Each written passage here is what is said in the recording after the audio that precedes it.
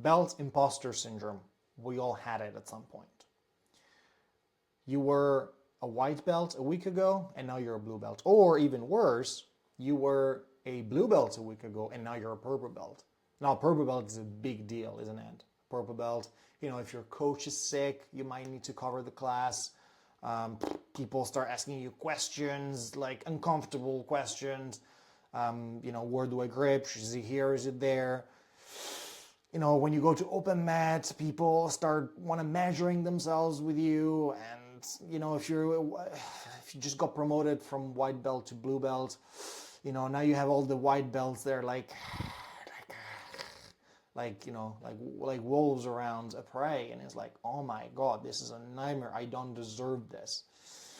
This is a very common experience, and it happens to everyone and in most fields, okay, not just in jiu-jitsu. Now, I'm going to draw a parallel based on my academic experience. For those of you that don't know, I am a PhD in philosophy, and as such, I've just simply never read the Critique of Pure Reason.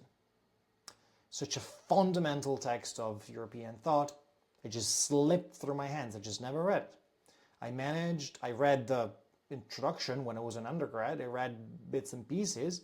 I have a friend that never stopped shutting up about it, but I've never read the whole brick. Well, when I got my degree, I was like, oh my god, such a fundamental text. I've never read it. I'm a doctor. I have a piece of paper that says I'm a doctor in philosophy, and I know, the committee didn't know, of course, the PhD panel didn't know that, but in my inside, I know that I've never read the Critique of Pure Reason. Am I an imposter? Well, some people said yes.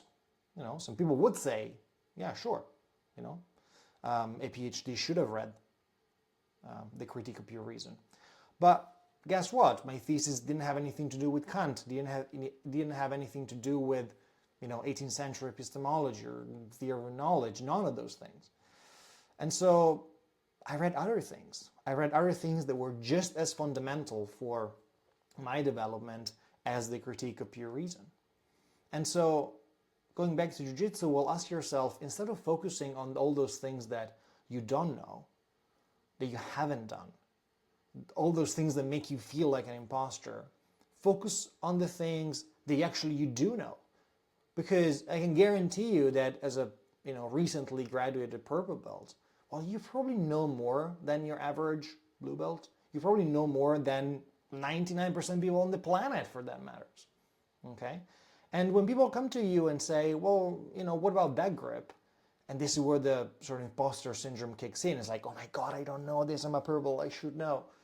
Well, what I would do is just say, look, I don't know about this grip particularly, I don't know about this position, but look, from this situation, I would do this other thing.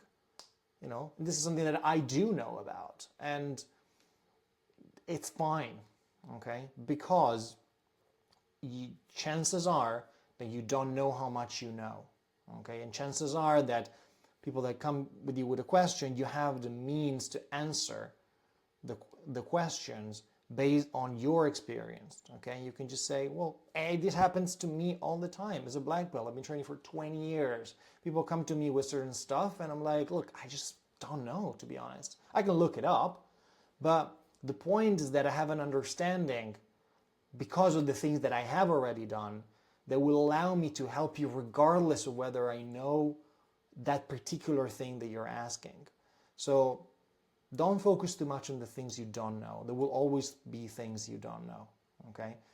If you feel like you deserve your belt, think that there are so many things that you actually do know and that you actually have done, and positions that you have mastered, and you are much better at them than most people, maybe in your gym, maybe in the lower belt division, okay?